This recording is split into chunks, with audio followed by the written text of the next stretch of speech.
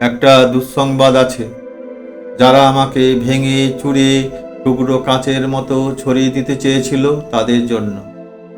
দুঃসংবাদটি তাদের জন্য যারা ভেবেছিলে আমি হোঁচট খেয়ে পড়ে গেলে আর কখনো উঠে দাঁড়াতে পারবো না, মুখ থুবড়ে পড়ে থাকবো গা ঘিনঘিনে কাদায়।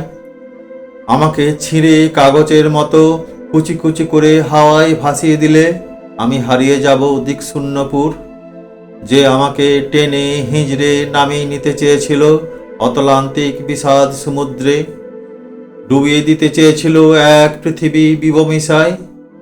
যে আমাকে অযুত রাতের কান্না লিখে দিয়ে বুকের ভেতর খুঁড়ে দিতে চেয়েছিল শ্যাওলা জামা স্যাঁতস্যাঁতে এক মজা পুকুর।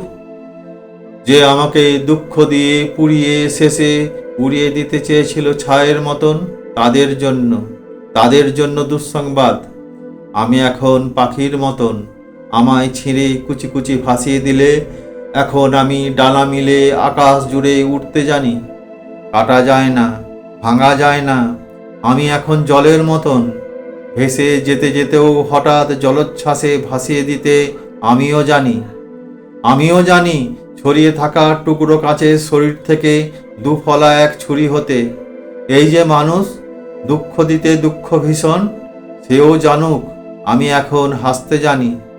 শ্যাওলা জামা পুকুর জুড়ে আমি এখন রোদের মতো ভাসতে জানি। প্রস্থানের গল্প লিখেও ইচ্ছা হলেই আবার ফিরে আসতে জানি। আমি এখন পুড়ে যাওয়া ছায়ের ভেতর জেগে ওঠা ফিনিক্স পাখি। আমি এখন মৃত্যু মেরে বাঁচতে জানি।